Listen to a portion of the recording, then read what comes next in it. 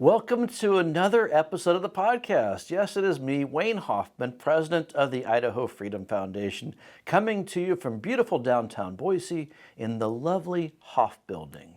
We have a great episode today. We have a couple topics.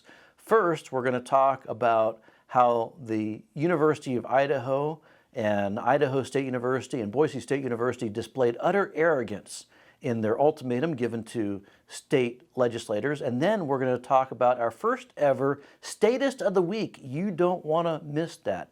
Let's go ahead and jump right into our first topic. Shame on Idaho's university presidents for their elitist attitude.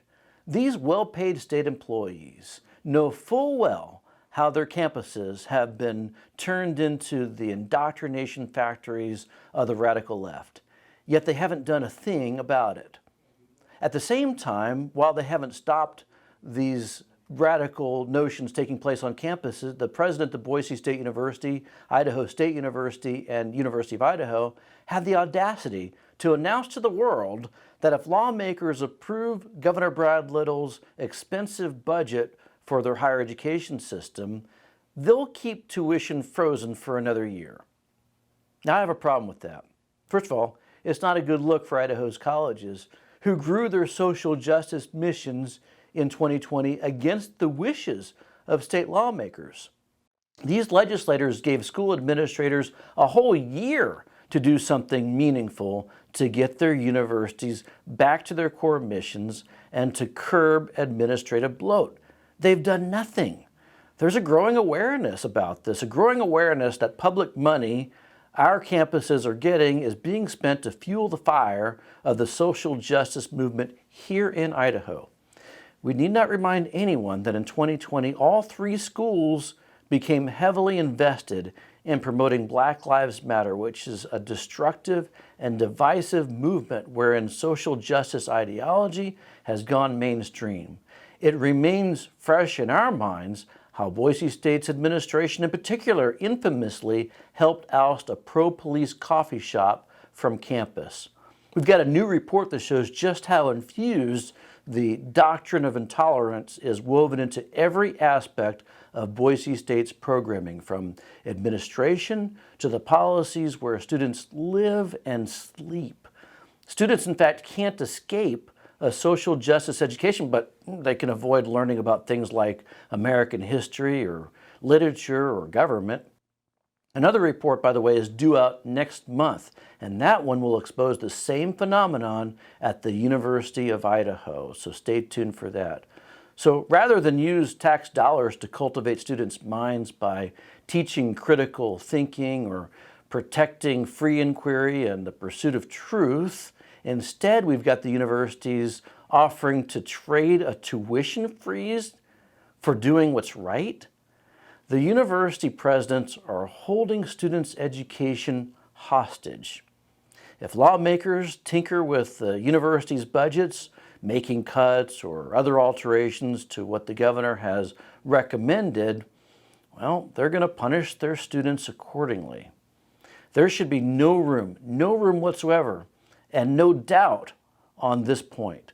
Protecting American ideals on college campuses should never, ever be up for negotiation. I'd say lawmakers need to show they won't be bullied. While the schools continue to openly promote a leftist ideology, these schools are, in a word, pathetic when it comes to fulfilling their basic mission of conferring degrees. That's what they're supposed to do. A typical Idaho college student will not get a degree in 4 years. And in 6 years, the odds increase, but it's still just about half of Boise State University students and University of Idaho students that will ever see a degree. It's an abysmal 1/3 of students who will reap any kind of reward for their time, their effort, their money after 6 years.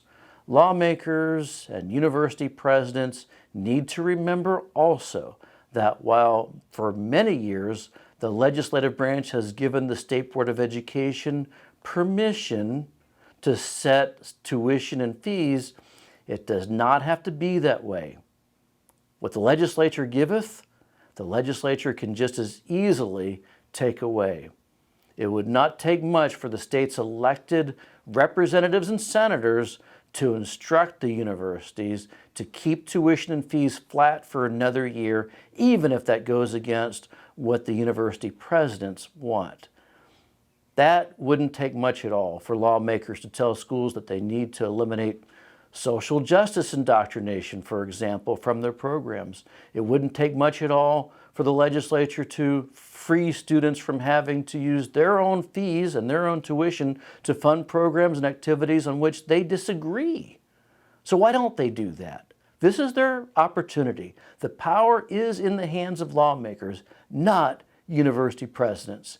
And I hope lawmakers remember that this session, they're the ones who are in charge. And now it's time for a new feature we're calling Statist of the Week.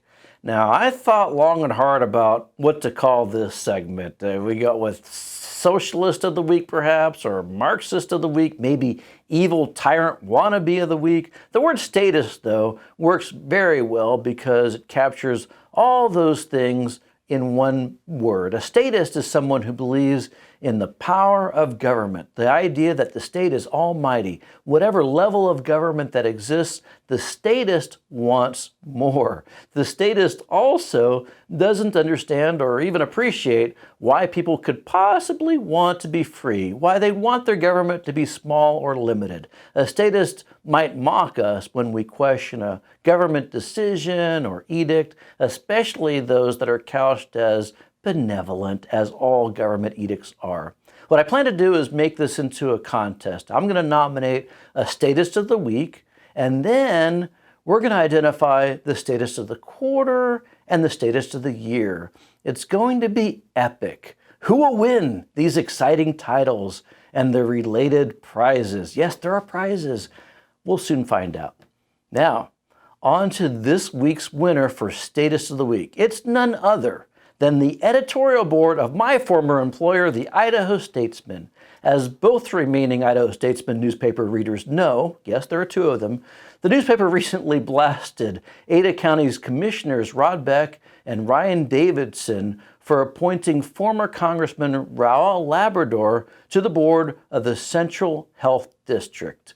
Now, the newspaper editorial board also, without any evidence, accused Beck and Davidson of breaking the open meeting laws when making the appointment. Now, that's nonsense. Not only is that allegation phony, but it's kind of funny to me how the newspaper completely ignored the fact that the health board itself violated open meeting laws many times in 2020. We at the Idaho Freedom Foundation pointed that out. You didn't see any coverage of it in the Statesman, but now suddenly they're concerned about the open meeting law. So, by the way, the Ada County Prosecutor's Office investigated and said, yes, we were right, that the board did violate the open meeting law. How many news stories did you see in the Idaho Statesman?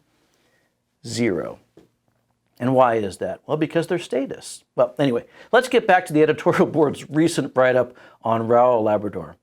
The newspaper complains that Labrador was spotted in the Boise Mall without a mask. They complain that he doesn't have a medical degree. They complain that he's worried about unelected and unaccountable boards making really, really big decisions, sweeping restrictions on the private sector without the public having any means of recourse. So basically, the Statesman editorial board is angry that now there's a real Ada County resident representing real Ada County residents on the Central District Health Board.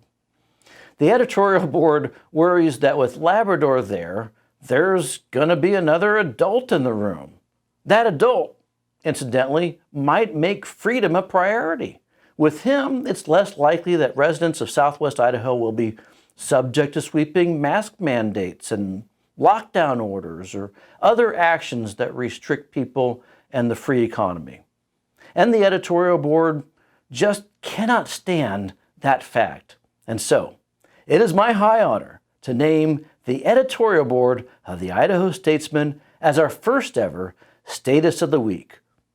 Want to help us find our next honoree? I want you to email your Statist of the Week. Give me your ideas. Email media@idahofreedom.org. We're going to be excited to listen to your ideas. Thanks again for listening to this podcast. Be sure to hit the like button and subscribe button and share it with your friends so that they know about this interesting bit of information. We'll talk again soon.